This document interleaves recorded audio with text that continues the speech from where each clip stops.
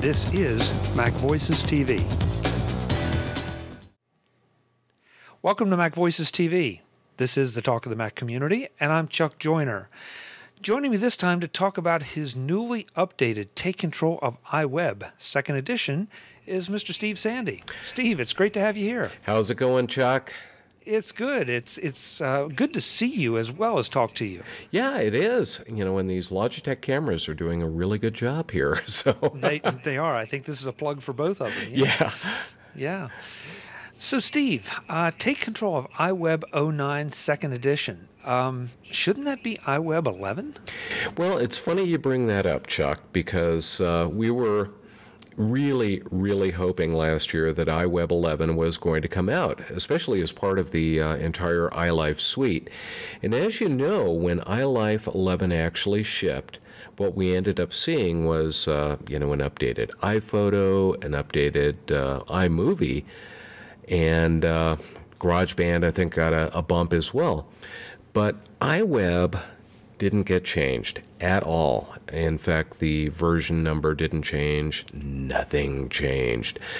So we waited for a little bit longer, hoping that Apple was actually going to come out and really do something to the application that we could have a completely new book. But unfortunately, they didn't. So finally, the decision was made. Let's go ahead and really talk about things that people can do today with iWeb 09 to really take control of the app, really move ahead with it, and do some additional things that we weren't able to do when the app first came out. That's perfect. You know, it is kind of strange to be doing an updated book about something that hasn't been revved, at least in the formal sense. But iWeb has, as the little bit I pay attention to it, and frankly, I don't use iWeb as my web authoring tool of choice, but there have been a couple little tweaks along the way that I've heard about that have made things a lot more useful. And iWeb, start to finish, is a pretty approachable tool in the grand scheme of things. Yeah, I'd say probably one of the best things for are kind of bringing the application up to the point that it's kind of relevant in today's environment where you're trying to use this tool that's 2 years old, which is, I think, 20 years in internet years, but you're trying to use that to create a website. And then they also want to be able to add some of the more social aspects. For instance, a blog to that, or maybe have a picture gallery. iWeb is great for that because it really is one of the most, I'd say, simple applications to use to be able to do that. Apple really did a fantastic job of it, and maybe we can talk a little bit later about why I kind of think that Apple has, ignored, I don't like to use that term, but why they're ignoring iWeb right now.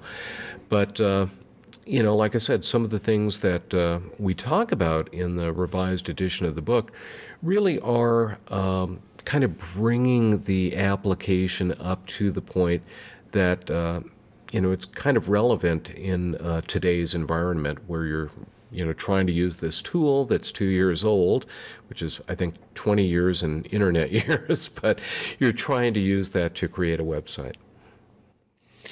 Now, you just used an interesting phrase there, today's environment. Web authoring really has changed from the days that we thought about things as web pages. Then we started to develop websites. And then we have publishing systems like things that you and I are both familiar with. WordPress. RapidWeaver. Squarespace is a commercial hosting service that goes beyond being a commercial hosting service. It lets you build and design your own websites. I've not used it, but by all the advertising, without really having to know much of anything. Where does iWeb fit in today's environment, and who do you think the audience is for it? Well, what's kind of funny about it is it really is a powerful tool. And one of the things that I really tried to push when I was writing the first edition of the book was that you can do a lot of things that even using something like WordPress or RapidWeaver might take a little bit more work. iWeb has a very template-oriented aspect to it. In other words, you use one of the templates that's either created by Apple or by one of the third parties out there, and you kind of pour your information into it. Now, what some of the template designers have done is they've made their templates very customizable so that you can change colors, backgrounds, different things like that. And in the book, I talk a lot about how you can go in, change some of the default images. You can change the default text size. You can, if you don't happen to like a background, maybe you don't like the color or the image that's being used, we talk about how you can go in and do that.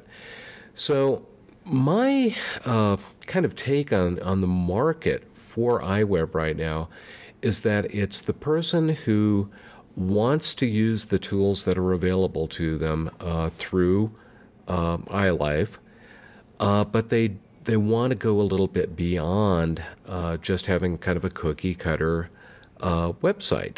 They want to be able to go in and make some tweaks here and there. They want to be able to drop in some tools that might be available. They want to be able to link up to maybe something like YouTube, or every time they update their site, they want Facebook to suddenly realize that they've changed something and kind of put it out there on their wall. And iWeb, it's still. I've looked at a lot of the other applications. I really like RapidWeaver. I know the developers. I know they've got a great product out there. But in terms of just outright ease of use, I have to say that iWeb really does have the edge. So for somebody who wants to go beyond that, like I said, the cookie cutter type of instant website that you can get with some of the web hosting providers, would like to use their MobileMe account to actually do something more than just read their email and find their iPhone, iWeb is a great tool for that. Yeah, and I don't want to get to belabor this too much, but we all look at and say, "Oh, template driven. Oh, that's not really cool." We all want to customize things.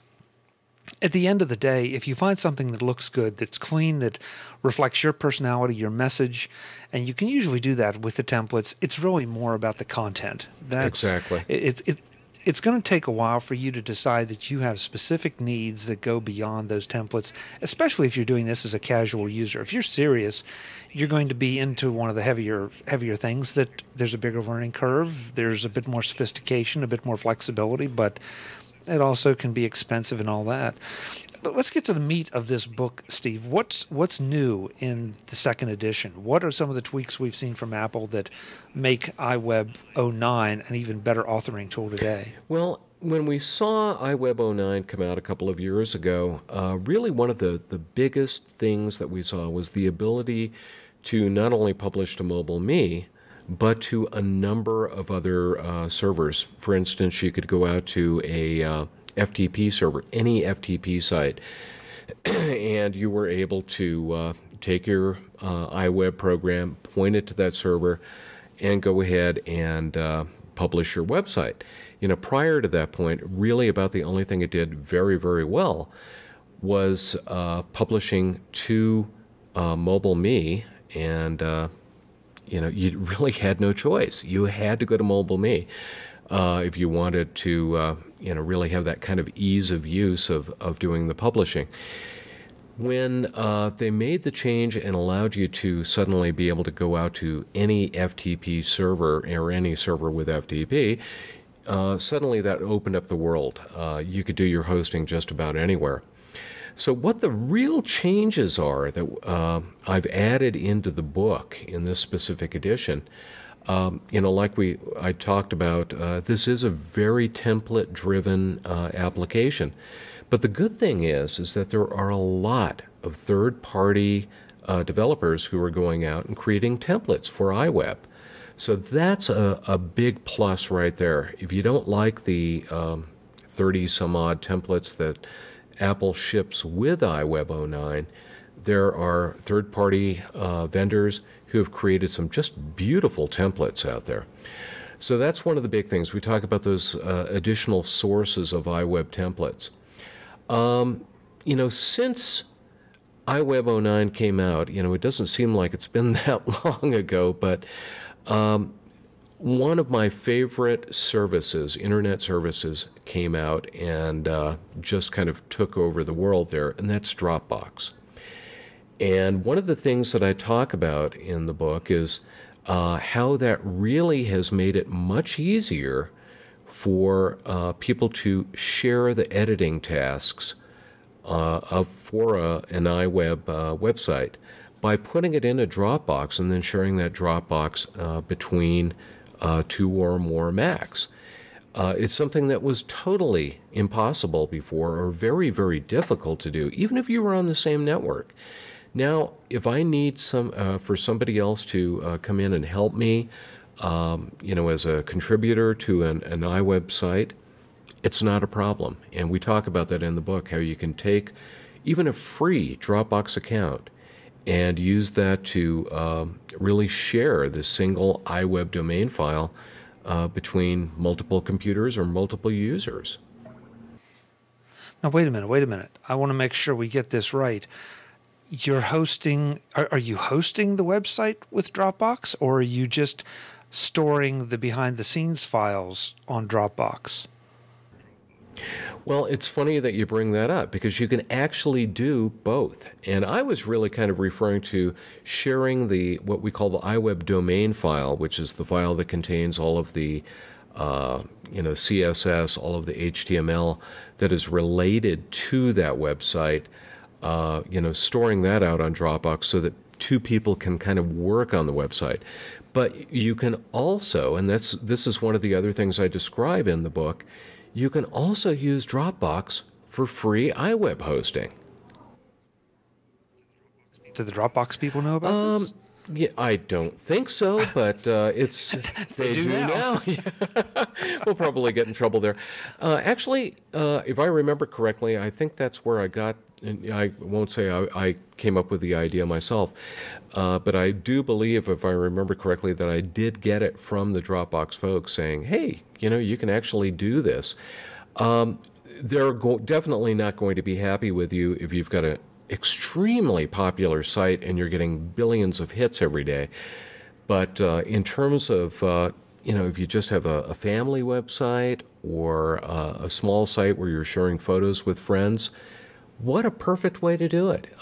You can get one of the 2 gigabyte, I wish it was 20 gig, 2 gigabyte Dropbox accounts, and I show you how you can actually use that Dropbox to give you either free, or if you've got one of the larger accounts, do low-cost hosting of an iWeb site. That's fascinating. That's an angle that I would not have thought of. It makes perfect sense when you explain it, and you're right. Now you could have multiple contributors to your site or multiple admins to your site working on it easily without really having all that password stuff and all the security stuff to worry about. Yeah, it makes life a lot easier in terms of sharing. And it's funny because I've got several clients who were just struggling to actually be able to go in and edit one site between maybe 3 people. And, when Dropbox came out, and I kind of, figured, I can stick this domain file out there. I can have multiple people who all have access to that and can edit it, work together. And it works beautifully. The other piece, the actually being able to go ahead and do the kind of the free hosting, some of those same clients are actually using Dropbox as a place, almost like a sandbox for new websites, to be able to say, okay, I'm going to publish it out here. You go out to this URL, tell me how it looks, and let's make sure everything's working, all the links are proper, all the little tools that we threw in here are working great. And then finally, when we're ready, we're going to take that same iWebsite, and we're going to put it out to our FTP server and our real website. So it's a great way of, kind of almost testing your site before you actually go live. That's really, really interesting and kind of sneaky. And you're right. At some point, the Dropbox people are going to say, hey, wait a minute, if you're getting those kind of hits. But most likely, if you're looking at this kind of situation, and if you're authoring your site with iWeb, and again, I don't mean to put it down. That's not it.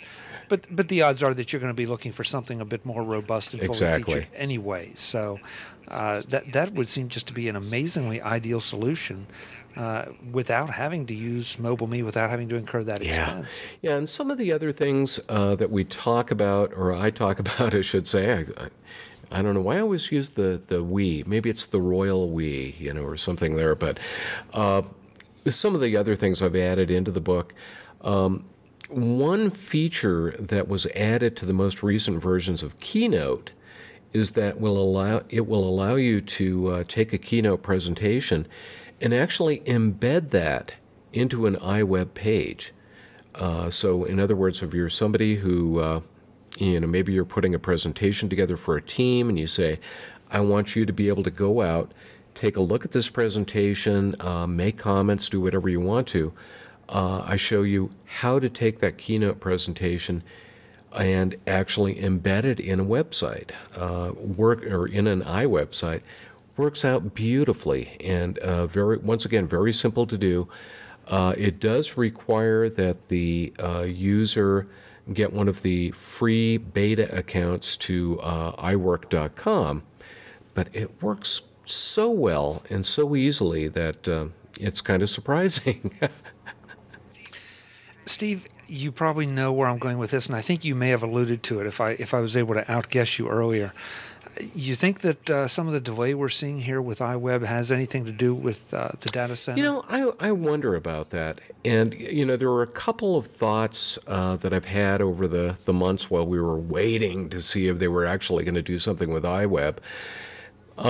One school of thought is kind of looking at it and saying that, iWeb may be going away.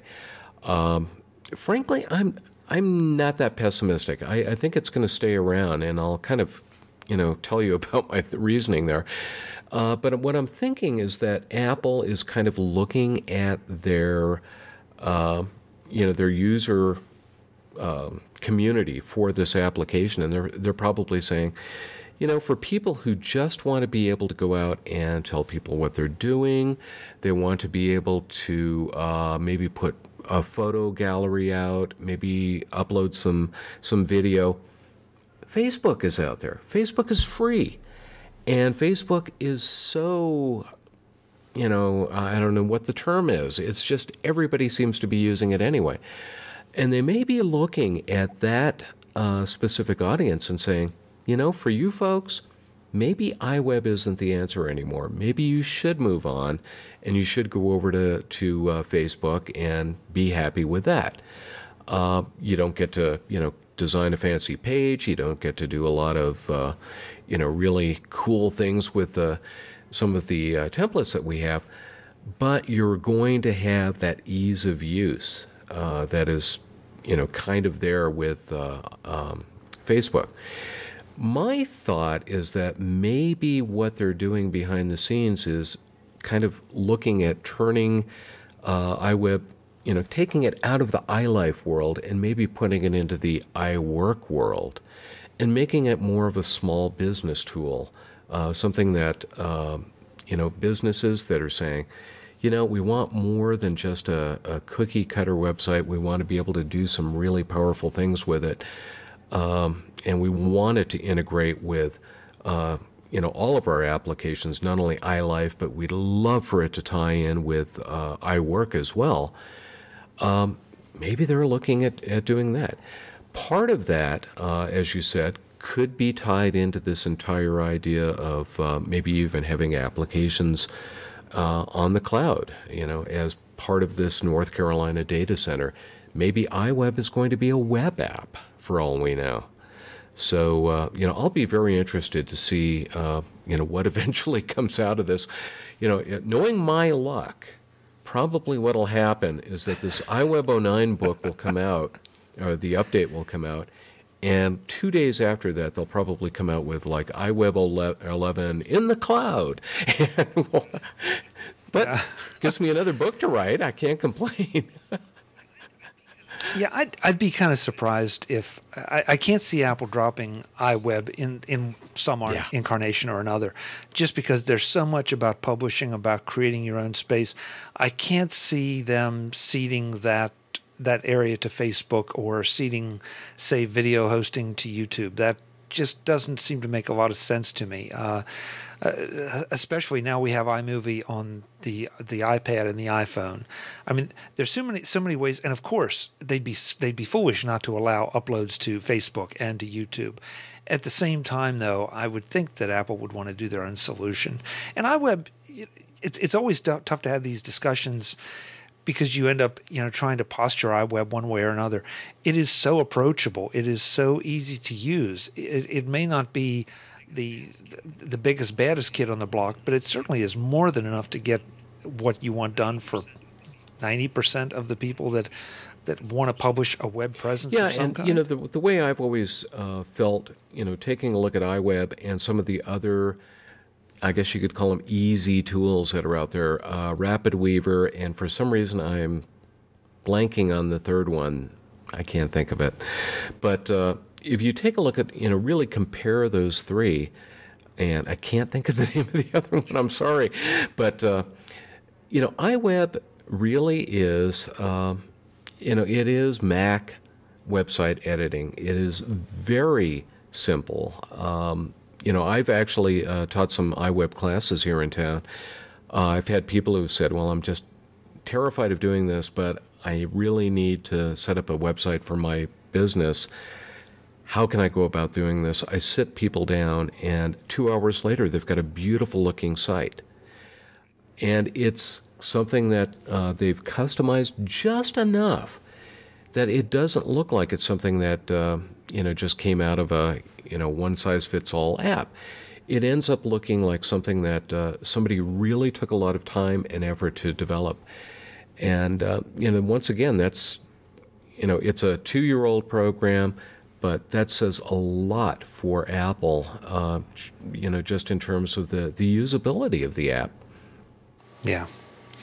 Steve, to sort of wrap this up, one thing I noticed that a lot of us are doing more of is we are integrating things from other websites into our websites. I'm specifically thinking of YouTube, but also Twitter feeds and Facebook feeds and those kind of things, to, if you're building your own site, to turn it into your own, but sort of turn it into something that's focused on you from all the things that you're doing elsewhere.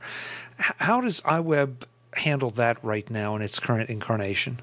iWeb does a pretty good job because they do have a way that you can drop in what they call HTML snippets.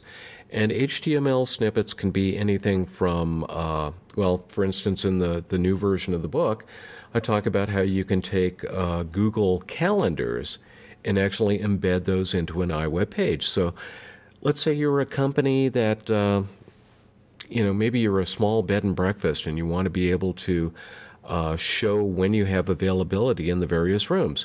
Well, you'll keep a Google Calendar. There are ways that you can probably even allow people to go in and change that calendar other than you.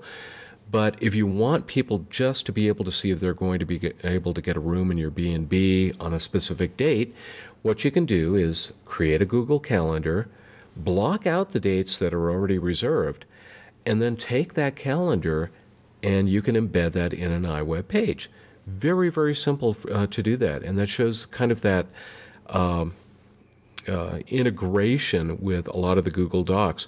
One of the other things that I talk about in the book that has been in there for a while is actually creating forms using Google Docs. You take a Google spreadsheet, you can create a form that somebody can fill out. When they fill that information out, it bumps it to your Google spreadsheet, and then you at a future time you can go in and kind of harvest that data. That's something else that you can do with iWeb that's very powerful. Some other things that I talk about in this version of the book are going in and localizing a website so that international visitors can come to your site and really read it in their native language without going through a lot of work. And then, of course, since 2009, of course, we've seen a real push in the mobile market with, the tremendous acceptance of the iPhone, iPod Touch, and the iPad over the last year. And so I talk a lot about how to really make your site more readable, more usable, on those mobile devices once you're creating it in from the iWeb application. So, Steve, we've kind of danced around it. Who do you think iWeb is for at this stage of the game? Is it for the home user? Is it for the small business user? How would you characterize, and who would you send to iWeb to create their web presence? I would say probably the biggest audience I see for it right now is not the home user. The home user is going to be more interested in sharing and the social aspects of something like Facebook. I mean, Facebook is perfect for being able to share what you're doing, what the kids are doing, pictures of junior soccer game, whatever it happens to be. It's drop dead simple. It's even more simple than iWeb. So I'm thinking that, really now, in fact, this is what I've been telling people, is if you're really, at the point that you're either a professional, self-employed professional who is trying to create a web presence, or a small business that wants to go beyond just having something on Facebook, iWeb is perfect for that because it really does give you the opportunity to create a compelling site with a lot of functionality, yet not spend a lot of time and effort doing that. And I think for that purpose, for the small business, it's better than a lot of the alternatives that we've talked about, and including things like getting into WordPress. I love WordPress, but I've worked with so many clients who have sat down and said, okay, I got to this point. I know I can go in and I can post something, but I want to be able to do this, this, this, and this. How do I do that? And I start explaining, and they go, I can't do this. And while it gives me a little bit of work as a consultant, it doesn't give them that freedom to just be able to sit down and play. iWeb does. It really is that simple to use. And for the things that people might not be able to figure out, take control of iWeb 09, this new edition that we have, really does give that extra little bit of knowledge that you need to be able to get out there and do some fantastic things with the app. That's a good summary. That's a real good summary. And you're right. WordPress has been my tool of choice now for a long time. You helped get me started with it, and it still has its yes, geek it roots does. there. It is not. Yeah. This is one of those times where you start to understand the elegance of Apple and the way they approach things, and the fact that they give you a lot of options, but they make them easy to access. By the nature of having a lot of options, sometimes it takes a little while to find them, but it's not like digging through WordPress or some of the other things out there. It's a different animal. Well, like I always like to tell people, I think in some cases WordPress really gives you too much choice, because I don't know how many times I've sat down with a client and we've started, I've said, okay, here's just a standard template. Now let's go out and let's find a template that you really like. 2 weeks later, after they've gone through 9,000 templates, we finally get one that's almost there, and we end up having to tweak it. Actually, there are some good personal design tools that are available now for WordPress, but that's beyond the scope of this show here. We'll have to come back and we'll talk about WordPress next time. Okay, so obviously this is a Take Control book, so we're going to send folks to the Take Control books website to find it. Steve, how much is this? I hate to say this, but I don't know, but I believe it's probably going to go for the same price as the original version. And for existing owners of Take Control of iWeb 09, free upgrade, which is absolutely great. And let me just... So you may already have won. Yeah, you may already be a winner. Let me see if I can find where is it? There we are. I'm sorry, I just wanted to make absolutely sure I've got the price right. It is $10 for the ebook version. And, of course, distribution of the Take Control ebooks is going well beyond their website at this point. You're actually able to get them through some other online resources now. If you want a print edition of it, which is done with a spiral wound binding, it's actually $23.99. And I know a lot of people, for some strange reason, love to do that. So they can actually open up the book, have it sitting next to them. Of course, they're all my age or older, but that's beside the point. That's a good point. We don't talk about that often enough, that the Take Control books do come in a lot of other flavors, not just the sophisticated PDF that Adam and Tanya put together, but also in printed fashion. Now they're of course in the iBook store as well. So, yeah, there are a lot of options out there. So, folks, go and check this out. Just like all the Take Control books, they're very, very information packed though. But they're filled with good practical information that will let you get done what you need to get done. And Steve has done a great job here of giving us an idea of exactly what that is, what you can do with it. Steve, it's always fun. We got to do it more often, and definitely in video. This has been great. Thanks for coming. Well, and I'll have to, since you've invited me to be on your show, I'll have to put out an invitation. Of course, I have a strange time that I do my weekly show on TUA.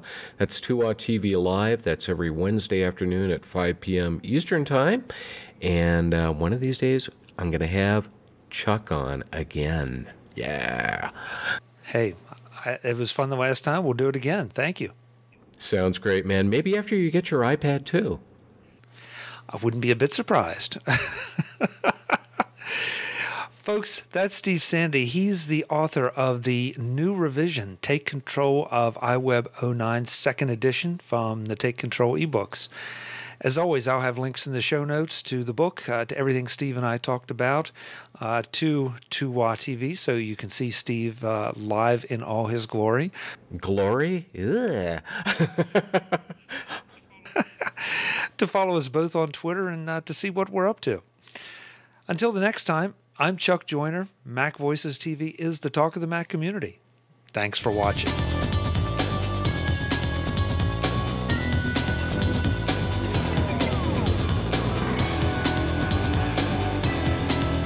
MacVoices TV is part of the MacVoices group and a member of Mac Level 10.